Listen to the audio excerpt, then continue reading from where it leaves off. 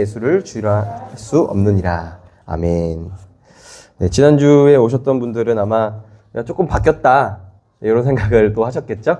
네, 지난주에는 봉염 때만 올려놓고 이렇게 예배를 드렸는데 엊그제 금요일날 강대상이 오고 또 헌금 봉헌함이 오고 또 헌금함이 와가지고 또 이렇게 또 새롭게 매일매일 바뀌어가고 있는 모습을 보고 있습니다. 네, 지금은 좀 이제 음향이라든지 이런 것들이 좀 불편하실 수도 있고 또 좀 원활하지 않을 수가 있어요. 제가 이렇게 혼자서 이렇게 하다 보니까는. 그래도 좀 이해해 주시면서 참 그래도 은혜 된다. 하나님께서 또 이렇게 교회를 세워가고 계시는구나 이런 마음으로 함께 했으면 좋겠습니다. 네, 한국에서는 2017년도부터 워라벨이라는 말이 이제 등장을 했습니다. 네, 워라벨이 뭔지 다 아시겠죠? 네, 워크 또 앤 라이프 밸런스라는 건데 일과 삶의 균형이라는 이야기입니다. 일과 삶의 균형. 어린아이들에게 또 이제 이야기를 해보자면 아마 뭐 공부하는 시간과 뭐 핸드폰 아니면 노는 시간 이렇게 이야기를 해볼 수가 있겠죠. 이렇게 워라벨이라고 해서 여러분들도 여러분들의 인생 가운데에 나에게 있어서 일이란 무엇인가 또 나에게 있어서 또 쉼이란 무엇인가 이런 것들을 한번 생각해 보셨으면 좋겠습니다. 그래서 여러분들이 아마 설교를 들으시면서 이런 부분들을 조금씩 정리해 나가는 그런 시간들이 좀 되기를 또 제가 소망하고 있는데요. 그럼 여러분들이 생각하고 계시는 나의 일이 무엇일까요? 또 여러분들이 또 생각하고 계시는 나에게 있어서 쉼이란 무엇일까? 또 생각해 보면 좋겠는데 여러분들에게 있어서 이 일과 쉼이 적절하게 잘 균형 있게 이루어가고 있는가? 또 이런 것들도 생각해 보시면 좋겠습니다. 이런 두 가지의 질문들을 통하여서 우리가 월요일부터 토요일까지 아니면 월요일부터 주일까지 이 모든 시간 가운데에 어떤 것들을 나의 일로 삼고 있으며 그럼 나는 이 일을 하는 가운데에 적당한 쉼을 적당한 여유를 또 가지고 있는가 또 이런 생각들도 우리가 해볼 수가 있습니다. 그럼 여러분들은 이 일과 삶의 균형을 잘 이루어서 살아가고 계십니까? 요즘에는 또 월급 루팡이라는 말이 있습니다. 요즘 직장인들이 회사에 가가지고 딴짓하는 거를 이제 월급을 훔친다라는 이런 말을 좀 바꿔서 월급을 루팡한다 이렇게 이야기를 하고 있는데 그럼 과연 일을 하고 있는 시간 가운데에 내가 월급을 루팡을 하고 있다면 이건 또 내가 일을 하고 있는가라고 생각을 해볼 수도 있겠죠. 저도 뭐 사역자이기 때문에 제가 이제 담임 목사가 되다 보니까는 이제 모든 시간들을 제가 자유롭게 사용을 합니다. 그러면은 제가 이 월요일부터 금요일까지 또 오전부터 오후까지 저에게 주어진 시간을 제 마음대로 놀고 쉬는 데에 사용하면은 과연 저는 올바른 사역자라고 올바른 일을 하고 있는 한 사람의 어떤 사람이라고 이야기를 할 수가 있겠는가? 또 이런 생각도 해볼 수가 있겠죠. 뭐 어떤 사람들은 이렇게 이야기할 수도 있을 겁니다. 그냥 사는 거지 뭐. 그냥 되는 대로 사는 거지. 뭐 굳이 그렇게 일도 쉼도 나누고 뭐 균형 있게 할 필요가 있겠냐. 뭐 이런 이야기들도 아마 해볼 수도 있을 겁니다.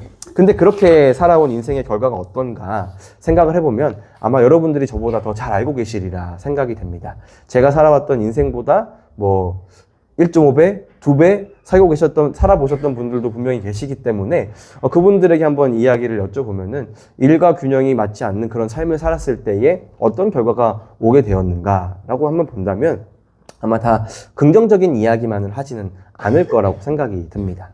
이건 좀 다른 이야기인데 과거에 이제 8, 90년대 당시에 한창 일을 하셨던 이 분들을 한번 생각을 제가 해보게 됐습니다. 이 워라벨이라는 말을 생각하면서 과거 우리 아버지들, 과거 우리 어른들의 이 삶은 어떠했을까라는 생각들을 한번 해보게 되었는데요. 이 8, 90년대에 한창 일하던 아버지들, 그리고 이 아버지들이 열심히 일함으로 인하여서 가족들을 위해서 열심으로 일함으로 인하여서 돌아오게 된 것들이 무엇인가 한번 생각을 해보면 적어도 저는 그리고 제 주변에 있는 많은 사람들은 이런 이야기를 하더라고요.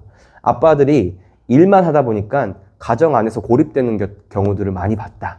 이제 소통하지 못하고 그래서 이제 우스갯소리로 많은 분들이 이제 아빠는 집에 가면 뭐 해? 하면은 소파에 누워서 나는 자연인이다 보고 있어. 그래서 아빠 안 잔다. 이 얘기를 많이 이제 하더라고요. 이제 남편들은 뭐라고 불렀나요? 바깥 양반, 바깥 사람. 항상 밖에 있는 사람이니까 그렇겠죠. 또 엄마들은 또 아내들은 뭐라고 부르죠? 네, 집사람. 안사람 이렇게 보통은 불렀습니다. 물론 현대에 이렇게 나누는 것 자체가 많이 이제 밤이 허물어져서 사라지기는 했지만 이 당시에 있는 사람들, 이 당시에 살았던 우리의 어른들은 자신이 뭘 해야 되는지를 알고 있었습니다. 나는 일하는 사람이야. 밖에서, 안에서. 근데 그 결과가 좋지 못했다라는 것을 우리가 역사를 통해서 또 시간들을 통해서 좀 경험하게 되었습니다. 지금 현대에도 많이 바뀌었다고는 이야기하지만 그렇게 많이 바뀐 것도 없습니다. 이 운정 지역에서 서울로 일을 하러 나가시는 많은 분들을 보면은 이제 그들과 대화를 나눠보면 이런 일상들이 보통입니다. 직장 생활을 하시는 분들이 7시나 또 빠르면은 좀 멀리 가게 되면 6시쯤 이제 운정에서 출발을 합니다. 그러면 8시 혹은 9시에 직장에 도착하게 되죠.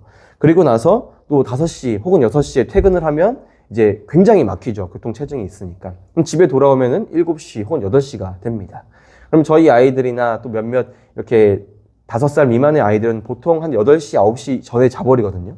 그러면 아빠들은 아이들이 깨기 전에 나갔다가 아이들이 잠을 자고 돌아오는 이런 일들을 많이 경험하게 되죠. 이런 여파는 고스란히 집안에도 영향을 줍니다. 나만 힘든 것이 아니고 일하는 아빠들만 힘든 것이 아니고 집에 있는 엄마들도 혼자서 육아를 이제 다 감당해내면서 스트레스와 또 어떤 분들은 뭐 산후에 있는 우울증이라든지 어려움들을 겪고 가는 것들을 우리가 볼 수 있지요. 자괴감에 빠지기도 하고 맞벌이 하시는 분들은 아마 더 힘들 겁니다. 이 일들은 그냥 단순하게 어떤 신혼부부들만 겪고 있는 일이다라고 말할 수는 없습니다. 청년들도 아니면 청소년들도 이 어떤 일만 다를 뿐이지 다 똑같은 일들을 또 똑같은 고민들을 하고 있다라는 것이죠. 저도 그 사람 중에 한 사람이었습니다. 제 성격 자체가 일이 맡겨지면은 그냥 그것만 몰두해서 열심히 하는 성격이기 때문에 아내가 이런 점에 있어서 좀 많이 부딪힌 적이 있습니다. 낮에는 교회 일을 열심히 하고 사역을 하다가 집에 돌아오면은 이제 밀린 설교를 막 준비하는 겁니다. 그러다 보면은 아이들을 씻기고 먹이고 재워놓고 또 아내랑 보낼 수 있는 시간은 없이 12시, 1시까지 계속 설교 준비를 합니다. 수요, 새벽, 금요, 오후, 주일 2개씩 준비하다 보면은 정신없이 일주일이 지나가 버리죠. 그러다가 또 이제 수련회 기간이 되면은 더 이제 업무가 과중됩니다. 주보서를 맡았기 때문에 중고등부, 청년부 수련회를 준비도 해야 되고, 제가 한번 또 설교를 하면은 보통 2-3시간 하니까는 2-3시간짜리 설교를 4편을 준비해서 이 수련회를 하다 보면은 진짜 1년이 어떻게 지나가는지 모르게 정말 지나가 버립니다. 그러면 유일하게 사역자가 쉴 수 있다고 이야기하는 월요일은 어땠을까요? 2년 동안 제가 THM 공부를 하면서 월요일도 서울로 나가서 이제 공부를 하다 보니까는 월요일부터 주일까지 쉬는 날 없이 매일 이렇게 사역을 하고 또 공부를 했습니다. 제 몸이 병나는지도 모르고 계속 일을 했죠. 이제 그러던 와중에 이제 가정 안에서 이런 어떤 부정적인 결과들이 이제 나타나기 시작했습니다. 이제 가정에서 투닥거리기 시작한 거죠. 일은 일대로 하고 또 집에서는 쉬지 못해서 또 서운하고 또 아내는 또 다르겠죠. 나는 집에서 일은 일대로 하고 아이들은 아이들대로 보는데 남편이 도와주지 못하니까 아마 서운했을 겁니다. 밖에서 일하는 것이 가족을 위한 것이고 또 집에서 일하는 것도 가족을 다 위하는 것인데 왜 우리는 한 가지의 목표를 가지고 가정을 이루고 달려나가고 있는데 왜 둘이 서로 싸우고 있는가? 제가 이런 생각들을 많이 하게 되었습니다. 심지어는 우리가 하나님의 영광을 위해 한번 살아보자 라고 했던 선교사를 준비하고 있었던 가정이었기 때문에 더더욱 제 안에는 뭔가 모를 이질감이 들었습니다. 하나님의 영광을 위해 내가 살기로 했고 그렇게 결혼을 했고 그 가정을 이루었는데 왜 지금 우리가 싸우고 있지? 왜 이런 하나님의 일을 하고 또 가정을 이루어가는데 왜 우리가 어려워하고 있는가라고 생각이 들었습니다. 그러던 어느 날 아내가 저한테 이렇게 물어보더라고요. 우리 결혼한 거 맞아? 이렇게 물어보더라고요. 연애할 때보다 더 만나지 못하고 신혼 초보다 더 이제 함께 하지 못하는 그런 가정을 바라보면서 아내가 우리가 결혼한 게 맞냐라고 저한테 물어봤습니다. 당시에 그 말을 들었던 저는 내가 나조차고 이렇게 하는 거냐? 내가 목사고 하나님 사역하는데 믿는 너가 그렇게 이야기할 수 있냐라고 하지 않았습니다. 네. 이런 마음이 초반에는 좀 들었었는데 아내가 그 말을 딱 하는 순간 우리 결혼한 거 맞아? 라고 하는 순간 제 안에 정말 엄청난 그런 잘못되었구나 내가. 그런 마음들이 막 샘솟아 올라오면서 그러게 내가 잘못하고 있구나. 이건 잘못된 거야. 한참 잘못된 거야 라고 제 안에 생각이 막 올라오게 되었습니다. 결국에는 이것은 저를 망치고 사역도 망치고 가정도 망치고 부부관계도 망치고 또 아이들과의 관계도 망치는 것이라고 생각이 들었습니다. 그러면서 제 안에 한 가지의 고민이 생겼습니다. 교회가 뭐지? 가정이 뭐지? 믿는 가정이라는 게 도대체 뭘까라는 고민에 빠지게 되었습니다. 그래서 책도 보고 또 신대원에서 들었던 많은 수업들을 다시 한번 복기해보고 또 아빠와 자녀 또 아내와 남편 여러 가지 이런 관계적인 부분들을 다시 한번 생각해보면서 올바른 목회자가 그리고 올바른 목회자의 가정이란 무엇인가 나아가서 성도들도 똑같지 않은가. 저도 성도들도 똑같은 역할이지 않습니까? 저는 말씀을 전하고 또 앞에서 이렇게 여러분들을 인도하는 입장일 뿐이지 우리가 다 이제 모세와 또 베드로가 이야기했던 것처럼 왕 같은 제사장으로 만인 제사장으로 우리가 다 이렇게 모여 있는데 우리가 다 다른가? 이런 생각들도 해보게 되었습니다. 그러면서 점점 이 의문이 커져갔죠. 목회자 가정만 특별한 게 아닌데 모든 가정이 다 이 일들을 한 번쯤은 겪고 넘어갈 일들일 텐데 뭐가 문제일까라는 생각을 했고 또 당시에 공부하면서 이제 제가 들었던 내용들은 이런 것이었습니다. 교회가 무엇인가라는 그 최소 단위에 대해서 교수님께서 이런 이야기를 하시더라고요. 가정이 교회의 최소 단위다 라고 이야기하면서 가정을 제대로 돌보지 못하는 목회자는 교회도 제대로 돌볼 수 없다. 가정을 제대로 돌보지 못했는데 교회가 잘 됐다면 어느 한 곳에서 분명히 구멍이 나 있을 거다 라고 이렇게 이야기를 하시더라고요. 이것은 목사가 사명감을 잊고 가정만 돌봐야 한다라는 이야기를 제가 하고 싶은 것이 아닙니다. 목사라는 사람은 교회의 한 사람의 대표자로서 세워졌습니다. 자신의 삶을 통해서 성도들에게 인생은 이렇게 살아가는 겁니다. 어떤 어려움들은 고난들은 이런 식으로 이겨나가는 겁니다라는 것을 보여줄 수 있는 것이 한 사람의 교회의 대표자로서 세워진 사람이라고 이제 우리는 알아야 한다라는 것이죠. 만약 목회자가 보여주는 삶이 교회를 위해 가정을 포기하는 것이라면 대부분의 많은 사람들도 그렇게 생각을 할 겁니다. 그래, 내가 내 가정을 위해서 돈을 벌기 위해서는 가정의 관계쯤이야 포기해도 괜찮아 라고 우리가 여길 수도 있다라는 것이죠. 만약 목회자가 이렇게 살아간다면 자녀와의 관계도 그렇게 해도 되는구나, 아내와의 관계도 그렇게 해도 되는구나 라고 하면서 부정적인 이야기들이 아마 많이 이야기가 될 겁니다. 반대로 그럼 목회자가 좀 힘들면 안 되고 이런 어려움들을 겪으면 안 되니까 맨날 놀러 다니면 되는 건가? 그런 이야기를 하는 것이 아니겠죠. 누가 바른 가정을 세우지 못하는 목회자를 바라보면서 나도 저런 믿음의 가정을 세우고 싶어 라고 이야기를 할 수가 있을까요? 그렇다면 목회자를 바라보면서 야, 우리 자녀도 아니면 내 친구도 목회자가 되고 선교사가 되면 좋겠다라고 이야기를 할 수 있을까요? 저는 아이들을 가르치면서 제가 교육부서 아이들을 가르치면서 이런 이야기를 자주 합니다. 내가 있는 이 교육부서 안에서 우리 중고등부 청년부에서 여기서 분명히 목회자가 나와야 하고 선교사가 나와야 한다 라고 이야기를 했습니다. 그것은 저를 향한 어떤 질타의 말이었을지도 모릅니다. 내가 잘해야 된다. 내가 이들의 앞에서 본을 잘 보여야 한다라는 말을 제가 하고 싶었던 것이었습니다. 사도 바울도 많은 교회들을 향하여서 그런 이야기를 하지 않습니까? 내가 너희의 본이 되겠다. 내가 너희의 본이 된다라고 당당히 이야기할 수 있는 이유는 자신의 삶을 그 사람들에게 적나라하게 드러낼 수 있고 보여줄 수 있다라는 말이었을 겁니다. 바울이 자신을 본받으라라고 말을 했던 것처럼 목사는 그리고 가정의 남편들은 그리고 아이들을 양육하는 어머니들은 또 여러분들이 각각 속해 있는 그런 어떤 공동체와 회사에서 나를 본받으라라고 이야기할 수 있는 사람이 되어야 한다라는 것이죠. 만약 우리가 삶과 이 말씀이 다르게 살아가고 있다면 그것만큼 힘이 없는 복음이 없습니다. 그것만큼 왜곡된 복음이 없습니다. 우리가 정말 교회에서는 정말 잘 살아가고 막 은혜가 되는 것처럼 찬양하고 기도하고 하지만 정작 우리의 삶이 하나님의 말씀을 드러내지 못하는 삶을 살아가고 있다면 우리는 우리 스스로를 다시 한번 돌아볼 수 있어야 합니다. 그래서 제가 이 워라벨이라는 말을 하면서 내 일과 내 쉼과 내 인생의 모든 전반적인 부분들을 어떻게 우리가 살아가야 하는가에 대한 이야기를 제가 하고 싶어서 이런 이야기들을 하고 있는 겁니다. 교회 안에서는 정말 좋은 스승이 필요합니다. 그것이 제가 될 수가 있겠고 아니면 만약에 목장이 모이면 아니면 어떤 부서가 모이면 그곳에 있는 리더들이 좋은 본보기가 되어야 합니다. 그래야지만 저 집사님처럼 아니면 저 장로님처럼 아니면 저 권사님처럼 나도 저런 가정을 이루어가고 싶어 라는 마음들을 그 공동체 구성원들에게 줄 수 있어야 한다는 것이죠. 가정이 화목하지 못하면 그리고 내가 속해 있는 이 일과 직장에 행복한 모습을 살아가고 있지 못한다면 우리가 그 이외의 시간들도 불행하게 살 수밖에 없습니다. 왜냐면은 사람은 로봇이 아니기 때문에 나는 갑자기 주일날 이렇게 저렇게 변하고 내 일과 내 쉼에 있어서 이렇게 180도 변하는 것이 사람이 아니기 때문에 이 안 좋은 감정들과 또 좋은 감정들은 당연히 연장선상에 의해서 우리 모든 인생의 전반적인 부분에 다 영향을 주게 되어 있습니다. 그래서 우리가 말씀으로 살아가는 것, 우리 찬양했던 것처럼 말씀 앞에서 하나님을 경외하고 거룩한 말씀에 우리 스스로를 굴복시키고 순종할 수 있는 자세가 저와 여러분들에게 필요하다라는 것이겠죠. 목사는 말만 하는 사람이 아니라 삶을 통해서 보여줄 수 있는 사람이 되어야 합니다. 이것은 여러분들이 스스로가 어른이고 누군가의 스승이라고 생각한다면 당연히 이러한 모습들을 보여주어야 한다는 것이죠. 아빠와 딸, 아빠와 아들의 행복한 모습을 보여주면서 또 한 여자를 행복하게 해주는 한 사람의 남자의 모습을 보여주면서 우리는 주변에 있는 사람들에게, 또 저는 여러분들에게 그런 본이 되어야 한다, 이렇게 살아가십시오라고 제가 말할 수 있어야 한다는 것이죠.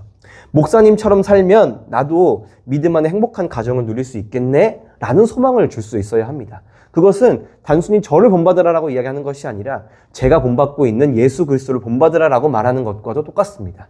바울이 이야기했던 나를 본받으라라고 했던 말도 내가 잘났고 내가 잘 사역하고 있으니까 나를 본받으십시오라고 말하는 것이 아니라 여러분, 제가 본받고자 하는, 제가 본받고 있는 그리스도를 본받으시기 바랍니다 라고 이야기를 했던 겁니다. 이것을 위해서 교회의 제도가 바뀌어야 하고 교회 안에 정책들이 바뀌어야 합니다. 제가 오늘은 서론을 좀 길게 이야기를 했는데 제 목회의 방향성과 또 교회가 함께 어떤 공동체를 이루어가면 좋을지에 대한 방향성을 나누다 보니까 조금 서론이 길게 되었는데요. 우리가 지금까지 개인의 일과 삶에 대해서, 그리고 개인과 가정, 개인과 교회, 가정과 교회, 가정 안에서 있는 모든 구성원들에 있는 관계들, 그리고 목회자의 본됨과 또 그것을 따르는 성도에 대한 이런 관계적인 이야기들을 했습니다. 저는 단순히 여러분들에게 일과 쉼을 잘 구별해서 일할 땐 일하고 쉴 땐 쉬라 라는 그런 교훈적인 말을 하고 싶은 것이 아닙니다. 우리의 인생의 전반적인 모든 부분들이 그리스도를 본받아서 하나님을 위해 우리의 인생을 살아갈 수 있어야 한다라는 이야기를 하고 싶은 겁니다. 균형에 있어서 교회라는 것은 어떤 곳이 되어야 하겠습니까? 교회는 한 가지만 강조하는 교회가 되어서는 안 되겠죠. 다양한 많은 부분들을, 구제와 선교와 교육과 여러 가지 교회를 세워가는 모든 부분들을 함께 생각해서 균형과 조화를 이루어가면서 할 수 있어야 합니다. 균형과 조화가 필요하죠. 한쪽에서만 편향되어서 하다 보면은 분명히 부작용이 나타나게 되어 있습니다. 주님께서는 우리가 읽진 않았지만 고린도전서 이 12장과 또 이후에 있는 많은 말씀들을 통해서 우리에게 말씀하고자 하시는 것이 무엇이냐면 교회는 하나님의 몸된 교회다. 우리는 하나의 지체다라고 이야기를 하는 겁니다. 우리가 한 가지만 발전시킨다면, 우리의 손만 커진다면, 우리의 머리만 커진다면, 우리의 허리만 두꺼워진다면 이상하게 우리가 바라보겠죠. 이런 불균형과 부조화 가운데의 교회를 이루어가는 것이 아니라 균형과 조화 가운데에서 교회든지 가정이든지 사회든지 우리가 바르게 세워나갈 수 있어야 한다라는 이야기를 이 고린도전서 말씀을 통해서 바울은 하고 있는 겁니다. 그러나 고린도 교회만 잘못되었다라고 이야기하는 것이 아니라 고린도 교회와 그리고 저와 여러분들의 모든 공동체와 모든 삶이 그런 일맥상통하다라는 것을 바울은 이 고린도전서 전반적인 부분들을 통하여서 우리에게 이야기를 해주고 있습니다. 죄인인 우리 모두가 가지고 있는 문제점이다 라고 말하는 것이죠. 잘못된 인생과 교회에 대해서 바르지 못한 방향으로 가고 있는 자들을 위해서 이 이야기를 하고 있는 겁니다. 이 위와 같은 문제들로 이 고린도 교회 안에서는 분쟁이 일어났습니다. 그래서 여러 가지의 당파를 나누어서 이제 내가 잘났다 아니면 누가 잘났다라고 이야기하면서 누굴 따라야 된다라고 이런 이야기들을 했습니다. 그러나 이러한 자들에게 어떤 것이 중요한가라는 이야기들을 바울은 이 12장 말씀을 통해서 은사라는 주제를 가지고 이야기를 해주고 있습니다. 우리가 읽었던 고린도전서 12장 1절부터 3절에 있는 말씀을 간단하게 보면 이렇습니다. 고린도전서 12장은 시작부터 신령한 것을 알라라고 이렇게 이야기를 하고 있습니다. 내가 너희에게 신령한 것에 대하여 나는 너희가 알지 못하기를 원하지 않다. 바꿔서 말하면 너희가 신령한 것이 무엇인지 알았으면 좋겠다라고 시작을 하는 겁니다. 그리고 2절에서도 똑같이 이야기를 합니다. 복음을 몰랐던 때의 삶을 알아야 한다라고 이야기를 하고 있고 3절에서도 바울이 우리에게 한 가지 사실을 알아야 한다라고 이야기를 해주고 있습니다. 1절부터 3절까지 알라라는 이 이야기를 알아라라는 이야기를 계속 해주고 있다는 것이죠. 신령한 것을 아는 자, 복음을 아는 자, 그리고 3절에서 성령에 충만한 자, 이 세 사람을 같은 사람이다라고 이야기를 하고 있고 같은 것을 하고 있는 사람이다라고 이야기를 해주고 있습니다. 이 세 가지의 말을 한 가지로 우리가 묶어서 설명을 해보면 이렇습니다. 예수는 그리스도시다. 예수님은 우리의 주인이시다라는 말을 하고 싶었던 겁니다. 너희가 신령한 것을 사모하는 것, 그리고 복음을 몰랐을 때의 삶을 바르게 알고 복음이 무엇인지 아는 것, 그리고 바울이 그토록 고린도 교회에 그리고 지금 현대를 살아가는 저와 여러분들에게 알아야 하는 것이 무엇이냐라고 말하는 것은 바로 예수님께서 그리스도시다라는 이야기를 바울이 해주고 싶었던 겁니다. 그리고 이어서 은사와 직분과 사역에 대해서 계속 이야기를 합니다. 12장에 있는 내용들을 쭉 보다 보면은. 그러면서 은사와 직분, 사역 이런 모든 것들이 다양성을 가지고 있다라고 이야기를 합니다. 저도 그렇고 여러분들도 그렇고 우리 교회 안에서도 많은 다양성들이 있죠. 신앙인의 삶에서 일어나는 일들에 대한 다양성에 대한 것들을 이야기를 하면서 바울은 다양하다. 그러나 다양성을 한 가지로 우리가 일축시킬 수 있어야 한다. 그것이 바로 방금 이야기했던 예수께서는 그리스도가 되신다. 내 삶의 주인은 예수님이시다. 라는 이야기를 우리에게 해주고 있는 겁니다. 우리가 이야기했던 많은 것들, 일과 인생과 쉼과 가정, 관계, 교회, 사역, 이 모든 많은 것들이 있지만 우리에게 필요한 것은 무엇이냐면 주님께서 이것의 주인이시다. 라는 것을 우리가 알아야 한다는 겁니다. 6절에 있는 말씀을 보면 모든 것을 모든 사람 가운데에서 이루시는 분은 누구시다라고 말하고 있냐면 하나님이시다라고 이야기를 하고 있는 겁니다. 그러니까 바울은 계속해서 똑같은 이야기를 다른 말로 바꾸어서 우리에게 해주고 있는 겁니다. 이미 예수 그리스도의 죽으심과 부활하심을 믿는 우리에게는 성령이 이미 존재합니다. 그래서 성령님께서 이미 우리 마음 가운데에 계시기 때문에 우리는 그분을 의지하여서 살아가야 한다는 것을 말하고 있는 겁니다. 나이가 많으나 적으나 교회에 다닌 지 정말 오랜 시간이 됐든지 100년이 됐든 한 달이 됐든 예수님을 그리스도라고 인정하는 사람의 삶은 이러해야 한다라고 바로 말하고 있는 겁니다.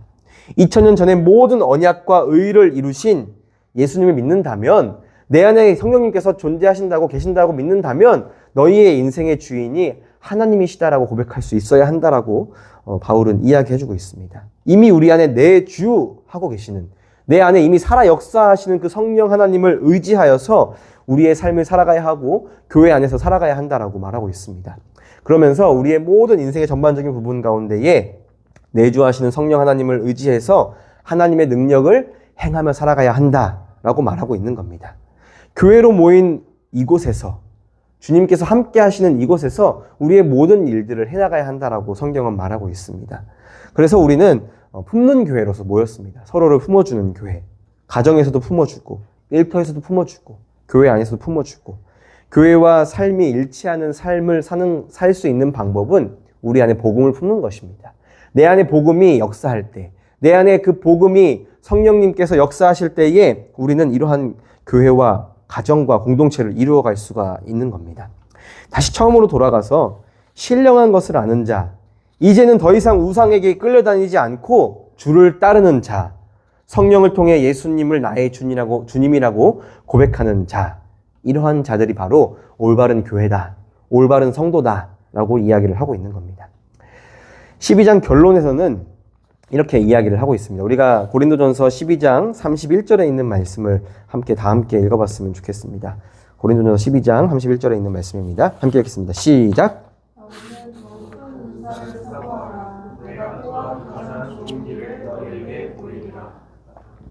아멘.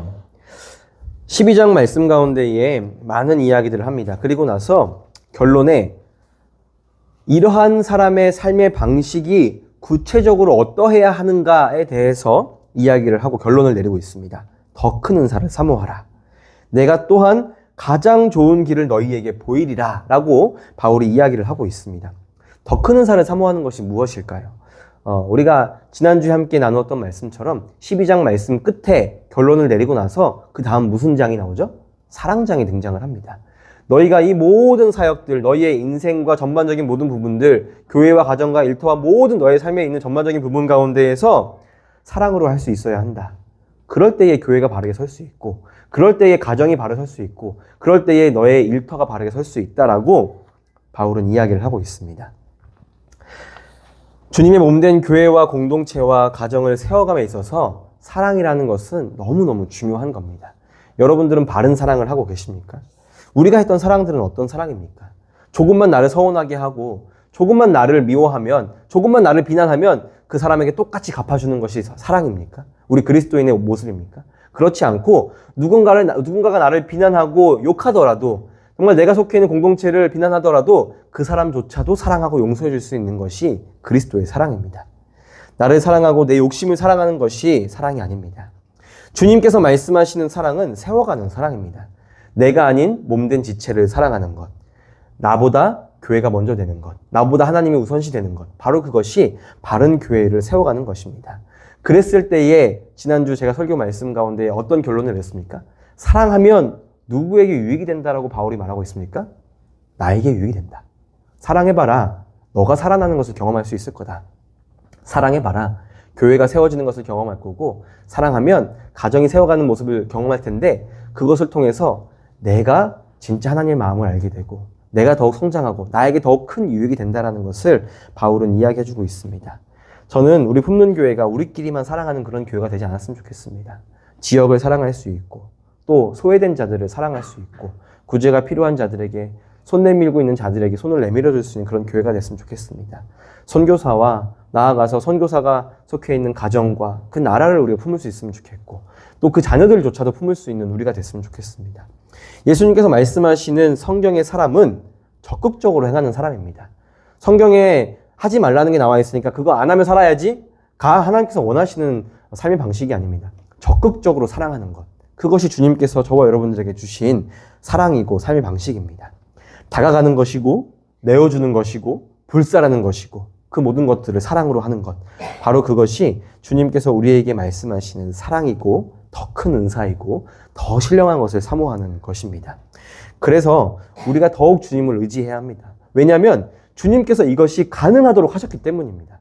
우리의 삶 가운데에 사랑할 수 있는 것, 나를 미워하고 비난하는 자를, 나를 배신한 자를 내가 사랑할 수 있는 것은 우리 안에 있는 힘과 능력으로, 사랑으로는 할 수가 없습니다. 그래서 주님께 구하는 겁니다. 주님께서 어떤 모습을 우리에게 본으로 보여주셨습니까? 우리를 위해 십자가를 지시고 우리가 가게 될 그 하나님의 나라를 위해서 주님께서 부활하신 모습을 통해서 우리가 복음을 깨닫지 않았습니까? 그 복음이 우리 안에 있을 때에 우리는 할 수 있다라는 마음을 가질 수 있는 겁니다.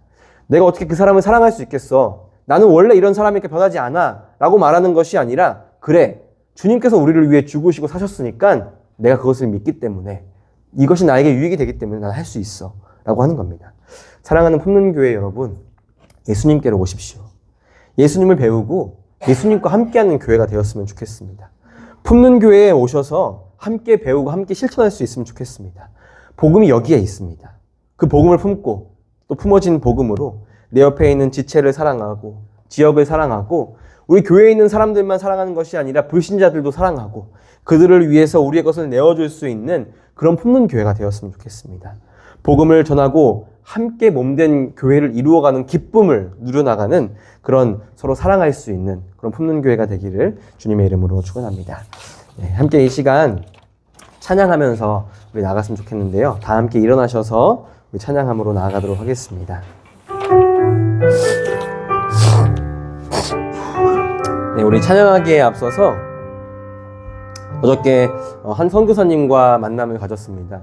선교사님이 그런 이야기를 하시더라고요. 어떤 목사님의 예를 들어주시면서 어떤 목사님이 믿지 않는 사람에게 자신의 신장을 이식해 주셨다, 이런 이야기를 하시더라고요. 우리가 가지고 있는 것이, 여러분들이 가지고 있는 것들이 너무 소중한 것들이지 않습니까? 또 우리가 품는 교회가 지금 개척해가지고 손님들 많아서 그러지만, 사실 정작 모이면 몇 명 안 되는 이 인원들이 뭘 할 수 있겠냐라고 우리가 생각할 수 있겠지만, 그렇지 않습니다.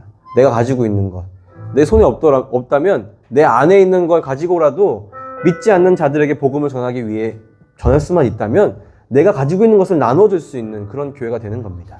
우리가 정말 내 안에 있는 것이, 내 손에 있는 것이, 내 수중에 있는 것이 없다면 우리 안에 있는 것을 나눠주면 좋겠습니다. 내 안에 있는 사랑, 내 안에 있는 열정, 내 안에 있는 하나님의 마음을 세상에 있는 많은 사람들에게 전하면서 하나님 믿는 것이 이렇게 기쁜 삶입니다 라는 것을 나누어 줄 수 있는 그런 교회와 그런 성도가 되기를 바라는 마음으로 우리 함께 이 찬양을 부르며 나아갔으면 좋겠습니다. 함께 주의 자녀로 산다는 것은 찬양하며 나아가겠습니다.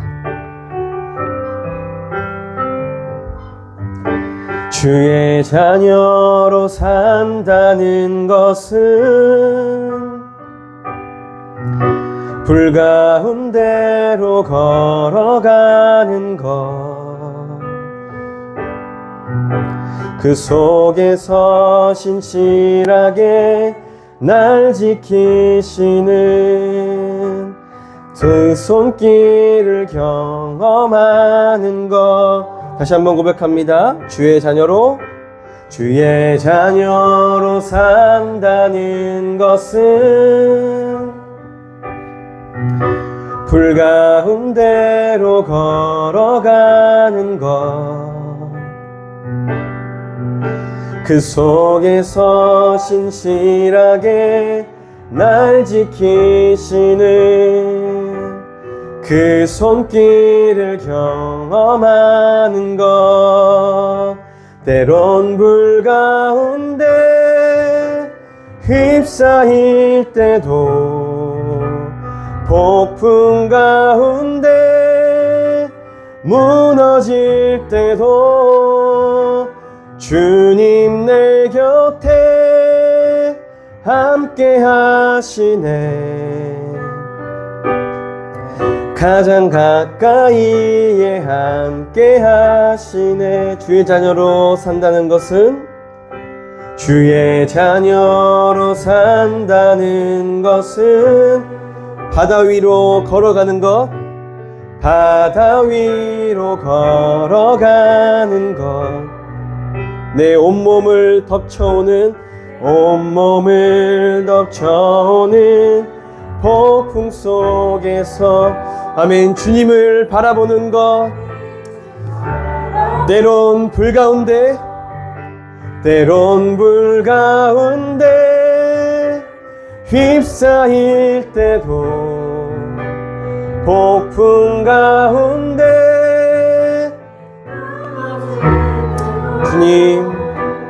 주님 내 곁에 함께 하시네. 가장 가까이에 함께 때론 불 가운데 휩싸일 때도 주님께서 함께 하십니다. 폭풍 가운데 무너질 때도 주님 내 곁에 함께 하시네. 가장 가까이에 함께 하시네.